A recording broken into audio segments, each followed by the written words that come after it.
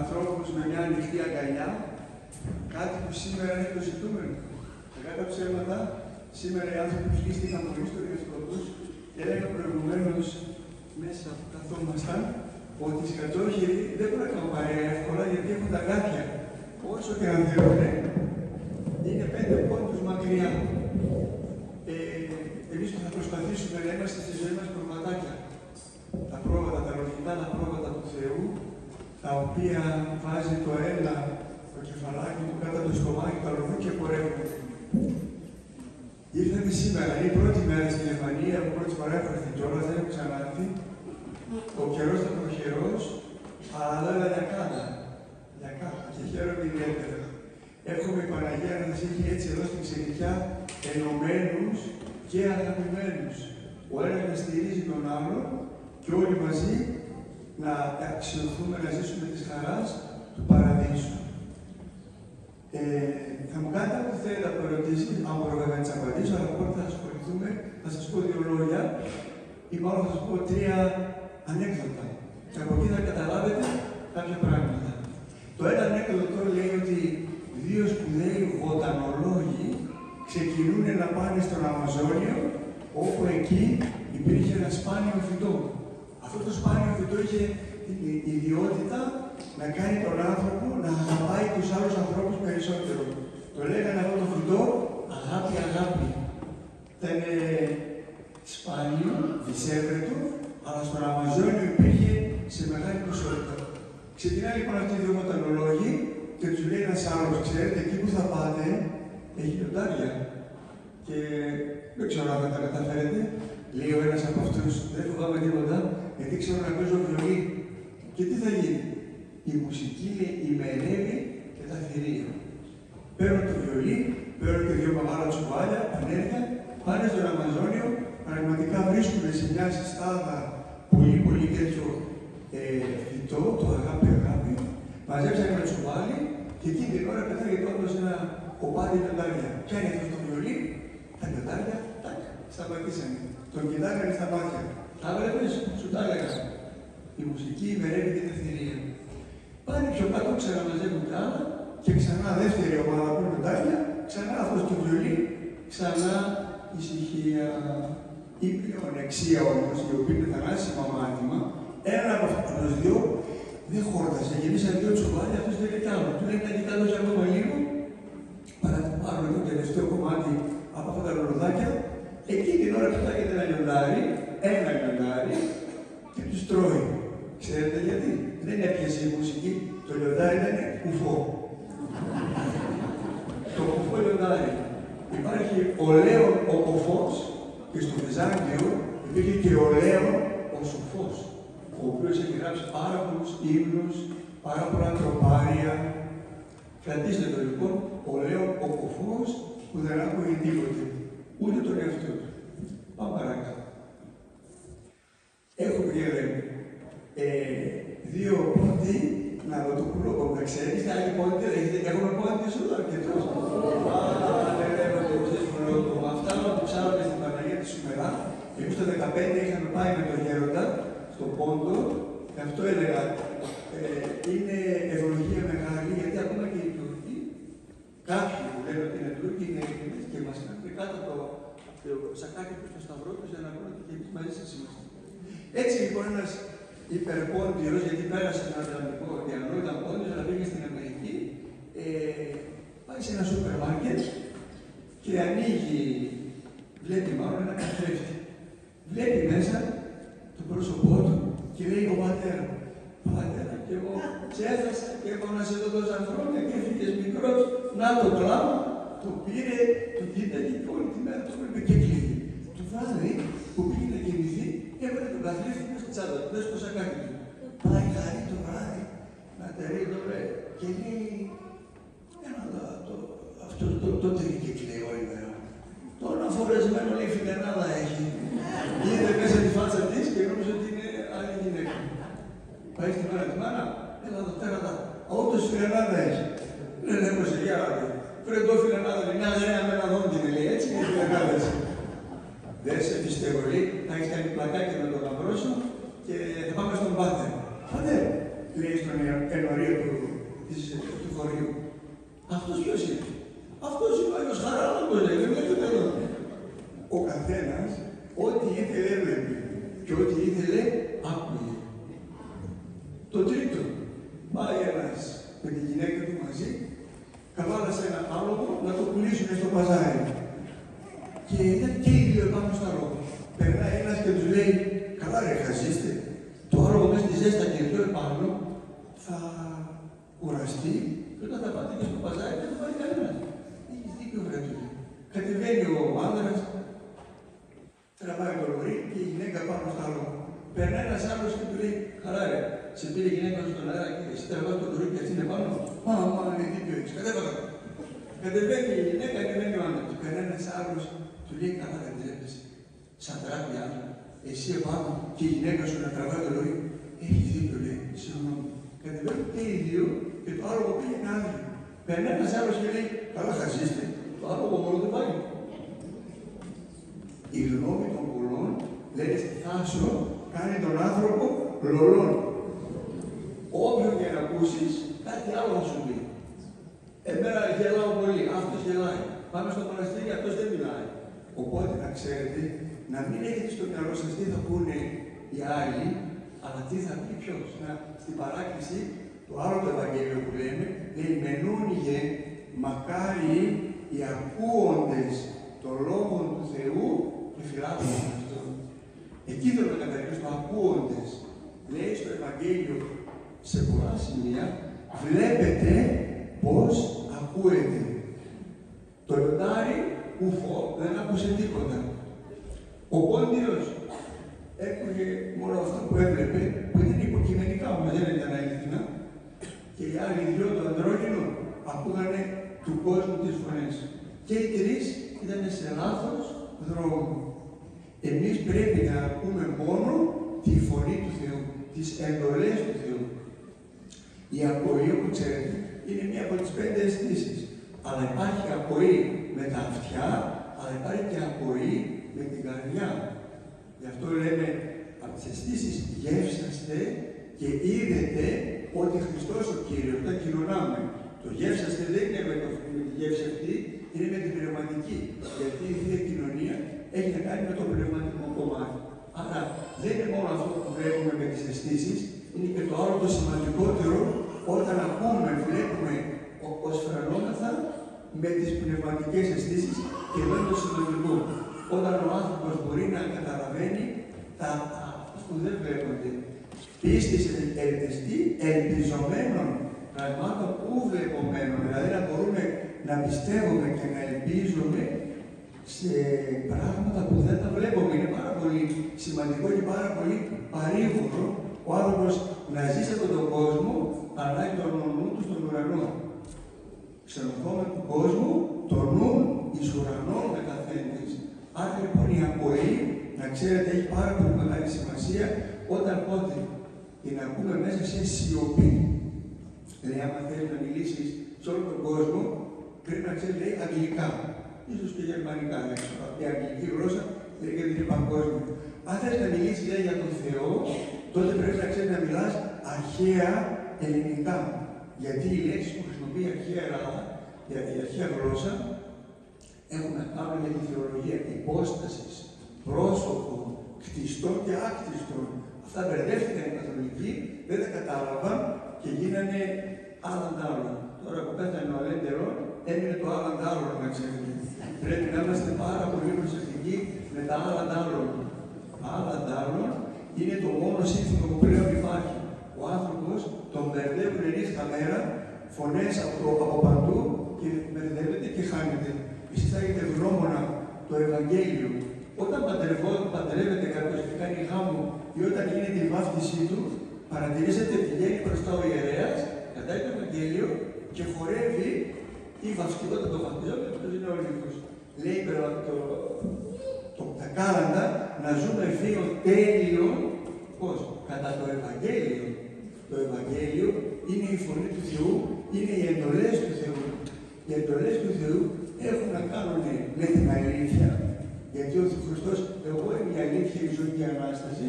Αλήθεια σημαίνει αυτό που δεν έχει λύθει, αυτό που δεν ξεχνιέται. Ό,τι δεν ξεχνιέται είναι αιώνιο. Και αιώνιο είναι ο Λόγος του Θεού. Λοιπόν, είναι του Θεού ο Λόγος αγνός, γιατί δεν έχει να μας μπερδέψει. Δεν είναι νοθευμένος, είναι στον Θεό ευάρεστος, γιατί αυτά που λέει ο Θεός τα λέει με αγάπη πατέρα προς παιδί. Όταν λέει στο Ευαγγέλιο ζητήσει το παιδί από τον πατέρα του ψωμί, δεν θα του δώσει πέτρα, θα τα ζητήσει ψάρι, δεν θα του δώσει φίδι. Καταλάβατε, ο Θεός είναι ο πατέρας μας και ποτέ δεν πρόκειται να μας προδώσει και ποτέ δεν πρόκειται να μας στεναχωρέσει. Εμείς μπορούμε να το στεναχωρούμε, αλλά και πάλι μακροθυμεί και δίνει την ευλογία του για να γίνουμε καλύτερα. Γι' αυτό η χειρότερη αμαρτία, να ξέρετε, είναι η απογοήτευση. Ποτέ να μην απογοητεύεστε, γιατί ο Θεός είναι πατέρας μας και θέλει όλοι να σωθούμε. Όλοι. Ο Ιούδας κατάφερε με την απιστία του να απαγωνιστεί, ενώ ο ληστής μέσα σε ένα λεπτό έκλεψε τον παράδεισο. Πίστεψε στο έλεος του Θεού και έκλεψε τον παράδεισο. Λοιπόν, δεν θα απογοητευόμαστε ποτέ, θα ζούμε κατά το Ευαγγέλιο και κατά την παράδοση, γιατί και οι Ευαγγελιστές το απομονώσαμε. Λέει μόνο το Ευαγγέλιο. Εμείς έχουμε και την παράδοση. Η παράδοση είναι αυτό που ένας μεταλαμβανεύει στον επόμενο.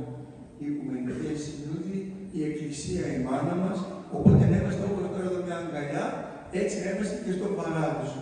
Ρωτήσατε τον Άγιο Παΐσιο, Άγιε του Θεού, τι είναι η κόλαση, και λέει ο Άγιος, είναι μια ωραία, ένας μυστικός, να είναι ένα μπόρ με μια ζεστή ψαρόσουπα ή κουτόσουπα, να σου δώσουν και ένα κουτάλι για να τη φας, αλλά το κουτάλι, το χερού είναι πολύ μακρύ και δεν φτάνει στο στόμα σου. Και μένεις μυστικός. Να πεινάς, να έχεις μπροστά σου μια ωραία ζεστή σου πίτσα και το κουτάλι να μην σε βοηθά. Είναι κόλαση. Παράδεισος είναι το ίδιο πράγμα, λέει. Αλλά αντί να ταΐζεις τον εαυτό σου, να ταΐζεις τον συνάνθρωπο σου. Το κουτάλι στον απέναντί μας φτάνει για να τον ταΐσουμε, να τον παρηγορήσουμε. Ξέρετε, αν είμαστε στον δρόμο και έχει μια πέτρα και εμείς από την πέτρα δεν την πάρουμε και πάει ο επόμενος και πέσει επάνω και σκοτωθεί, εμείς έχουμε ευθύνη. Γι' αυτό λέγεται η αδιαφορία αυτή ένοχη αδιαφορία. Όταν αδιαφορούμε για τους άλλους, που οι άλλοι είναι ο Θεός μπροστά μας. Όπου βλέπεις τον άνθρωπό σου, βλέπεις τον Θεό σου. Έτσι λοιπόν κάποιοι μπορεί να μας στεναχωρούν, μπορεί να μας πικραίνουν, αλλά είναι άνθρωποι, συνάνθρωποι, εικόνες του Θεού. Είναι μουτζουρωμένες ίσως οι εικόνες του Θεού, που αν τις καθαρίσουμε, από μέσα θα βγει ένας Αγίος Γιώργης, ένας Αγίος Δημήτριος, έτσι η Παναγία η μάνα μας, αλλά μπορεί να είναι με τον καιρό καπνισμένες. Οπότε δεν θα αφήνετε το μυαλό σας να μιλάει πολύ με το μυαλό, το νους. Στα αγγλικά τις ιδέες τις λέμε ideas. Έτσι, δεν είμαστε με ideas, δεν κάνουμε παρέα. Κάνουμε μια καρδιά, η οποία καρδιά όπως έχει μέσα της, τα μυστήρια και τη χάρη του Αγίου Πνεύματος. Εγώ θα σας παρακαλέσω και να κοινωνάτε και να μετέχετε στα μυστήρια. Στον αγιασμό, στα ευχέρεια, όλα να τα κάνουμε κατά τάξη που η Εκκλησία μας προβλέπει και με ευσχημοσύνη. Δηλαδή, όχι κάνουμε κάτι και αφήνουμε κάτι άλλο. Ό,τι λέει η Εκκλησία. Θα εξομολογούμαστε όπως την εικόνα την εξομολογούμε. Η εικόνα δεν είπε όπως την εξομολογούμε στην εικόνα, στο μονογέροντα, στο πνευματικό, διότι αυτός σαν άνθρωπος ξέρει ότι και αυτός και εσύ είμαστε άνθρωποι και κάνουμε λάθη και μας συγχωρεί. Αν πούμε σε έναν άγγελο, ξέρεις άγγελο του Θεού, εγώ έκλεψα, θα σου πει τι είναι αυτό, πάρω το κεφάλι. Ενώ ο πνευματικός ξέρει ότι είμαστε άνθρωποι, είμαστε ευάλωτοι. Θα σας πω και ένα άλλο ωραίο ανέκδοτο. Εκεί στη Σκύπη που ζούμε ήταν παλιά Ρώση. Το μοναστήρι είναι μεγάλο, πολύ μεγάλο. Η εκκλησία χωράει όλα τα γεγονότα. Αυτοί όμως ήταν στρατιώτες. Δεν ήταν καλόγεροι. Και για να μην έχουν, για να μπορούν να πάρουν λίγο θάρρος, του τσούζανε λιγάκι. Τελευταίο πάτωμα κάτω έχουν 3 υπόγεια. Αν τους άντρες όλοι είστε προσκεκλημένοι να έρθετε, τελευταίο υπόγειο είναι ένα μεγάλο βαρέλι. Πάνω από το βαρέλι είχε μια εικόνα της Παναγίας. Πήγαινε αυτός που έκανε το καλόγερο, ήταν στρατιώτης, και έλεγε Παναγίτσα μου, είχε πάνω το βαρέλι μια εικόνα. Παναγίτσα μου να πιω ένα.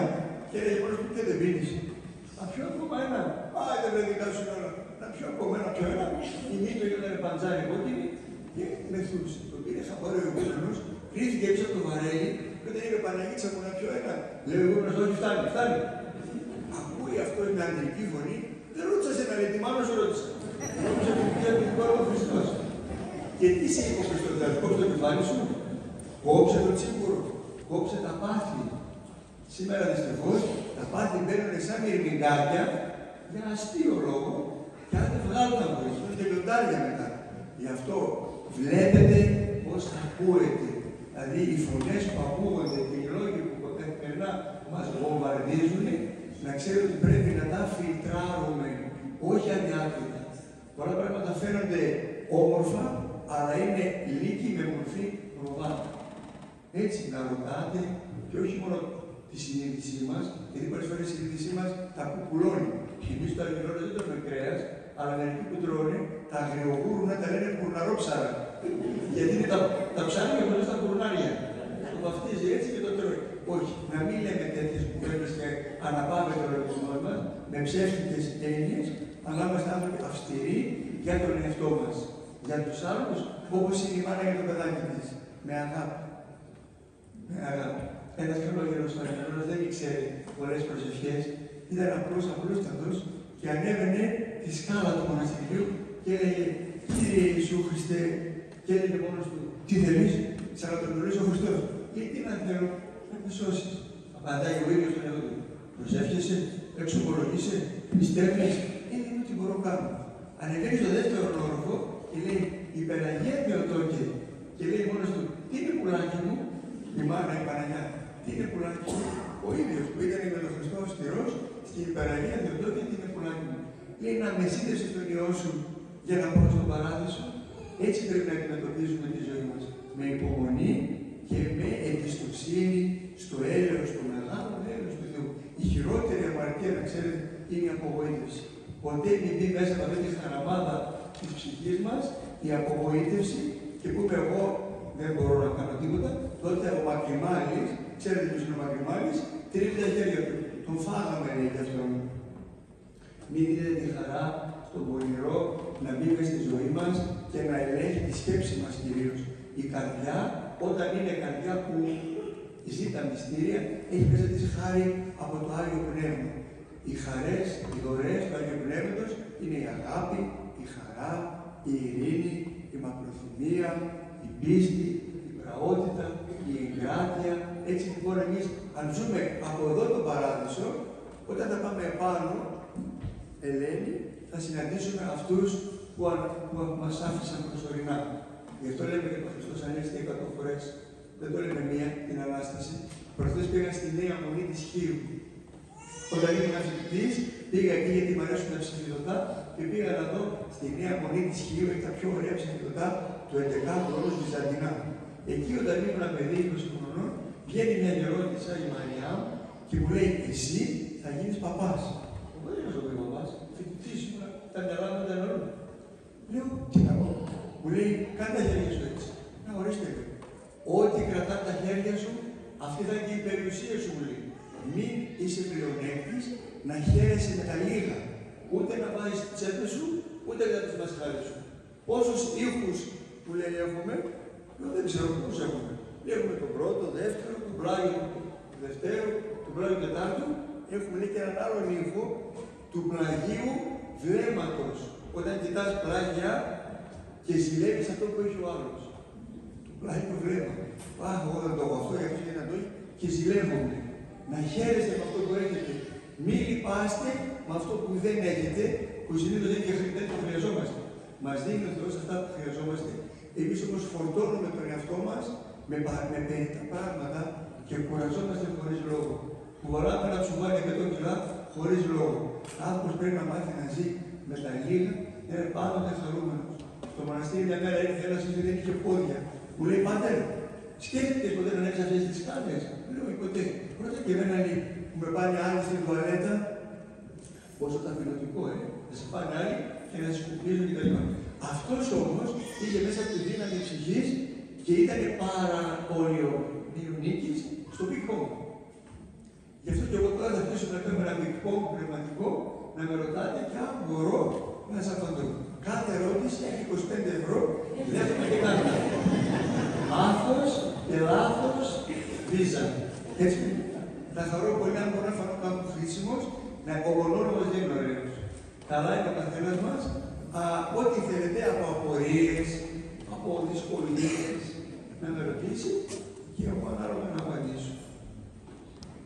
Σας ευχαριστώ ειλικρινά και εκεί που ήμουν από την Αθήνα ήρθα και εκεί κάναμε τις συνάξεις. Τι κατάλαβα από όλα αυτά, ξέρετε, ότι όλοι έχουν ανάγκη να κοιτάνε ένας τον άλλον.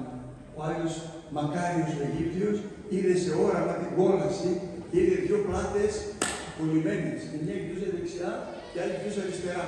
Όταν δεν βλεπόμαστε στα πρόσωπα, τι θα πει πρόσωπο? Προς όψη. Αν δες εδώ τα μάτια σου και στα δικά μου, δεν κάνουμε τίποτα. Είμαστε άτομα. Ενώ όταν είμαστε πρόσωπα, τότε έρχεται η χάρη του Θεού και μας ευλογάει και μας χαριτώνει και είμαστε μόνιμα χαρούμενοι. Γιατί ζούμε για τον αδελφό μας. Αυτό να το έχετε πάντα κατά νου. Μόνοι μας στον παράδεισο. Έλεγε ο γέροντάς μας, ο Πάτερ Ιωακήμ, αυτοί οι άνθρωποι που έρχονται στο μοναστήρι να φάνε και να πιούνε, έχουν πολύ καλύτερα τα δικά μας. Θέλουν μια κουβέντα, μια επικοινωνία. Που σήμερα βλέπετε με το κινητό δεν υπάρχει. Αποφύγετε όσο μπορείτε. Έλεγε ο γέροντας, φάτε τώρα αρχίσει σε λίγο Σαρακοστή. Και όποιος θέλει να γράψει και τα ονόματα του, με τα μνημονεύματα του Σαρανταλίτου του Χριστουγέννου, είναι Σαρακοστή. Φάτε κρέας, μην βλέπετε τότε τηλεόραση. Τώρα φάτε κρέας, κάνετε 40 μέρες χωρίς το διαδίκτυο. Αν μπορείτε, κάντε το. Αν μπορείτε, κλείστε το κινητό. Δεν το λέω για εσάς, και για μένα το λέω. Μπαίνουμε να δούμε τις εξαιρετικές ειδήσεις για 5 λεπτά και μας τρώνε 3 ώρες. Μας κοιτάμε. Το μάτι δεν χορταίνει ποτέ. Αυτή την εγκράτεια, αν μπορέσετε να την κάνετε, στα μάτια και στο νου, τότε κάτι θα αλλάξει μέσα μας. Τα βράδια να ξυπνάτε. Ξέρω ότι είστε άνθρωποι της εργασίας και ο χρόνος σας είναι λίγος. Όταν όμως έχετε χρόνο, τα βράδια ανοίγουν οι ουρανοί. Μισή ώρα. Μία ώρα, δεν ξέρω ο καθένας, κάντε προσοχή. Παναγία μου το παιδί μου, Παναγία μου άντρα μου, Παναγία μου, ό,τι εσείς νομίζετε ότι έχετε ανάγκη για να μεσηλεύσει η χάρη της Παναγίας της μάνας μας, για να είμαστε κοντά της. Αλλά το βράδυ που έχει ησυχία, εκεί που όλοι κοιμούνται, ξυπνήστε εσείς έτσι δειλά, γονατίστε, συνταγωνίστε τους παιδιούς σας να έχετε ένα καντήλι, να έχετε την Παναγία ή όποιον Άγιο ευλαβήστε και να παρακαλάτε να μεσητεύει για εσάς. Όχι στα λόγια, πρακτικά. Γεύσαστε, είδατε, αν δεν φάμε, ο Άγιος Παΐσιος όταν πήγα, μου λέει αφού διψάς, γιατί δεν μπορεί να πιεις νερό μου. Εγώ πάλι δεν ήξερα ποιος είναι ο Άγιος Παΐσιος. Δεν το κάνω. Πότε το θέλει, μου λέει. Δεν το κάνω. Τώρα μου λέει. Το αύριο δεν είναι δικό μας. Το αύριο είναι του πονηρού, το χθες δεν το έχουμε, το σήμερα έχουμε. Ιδού νη καιρός ευπρόσδεκτος. Ιδού νη καιρός μετανοίας. Η μετάνοια έχει να κάνει με το μετανοώ. Δηλαδή, αντί να πάω στη Θάσο, πηγαίνω στην Κρήτη, γιατί για την Κρήτη ξεκίνησα. Τώρα το πώς λέγεται στη Θάσο, κανείς δεν ξέρει. Οπότε να μετανοούμε και να μεταμορφώνουμε καθημερινά τη ζωή μας. Ξέρετε πώς? Πώς θα είμαστε χαρούμενοι? Όταν είμαστε λειτουργημένοι άνθρωποι. Όταν ζούμε τη Θεία Λειτουργία και είναι το μυστήριο της Υιοθυσίας. Γινόμαστε κατά χάρη, δωρεάν δηλαδή, παιδιά του Χριστού. Και αυτό κατέφυγε ο Χριστός, σταυρώθηκε και αναστήθηκε. Όταν βγαίνει το Άγιο Ποτήριο, να ξέρετε, είναι ο Χριστός αναστημένος. Όπου το σώμα του, όπως και εμείς, θα είμαστε λέει μετά την Ανάσταση, 33 χρονών, με σώμα νεανικό, χωρίς όθεμο και πόνος, λύπη, θλίψεις, ούτε στεναγμός, αλλά τι, ζωή ατελεύτη.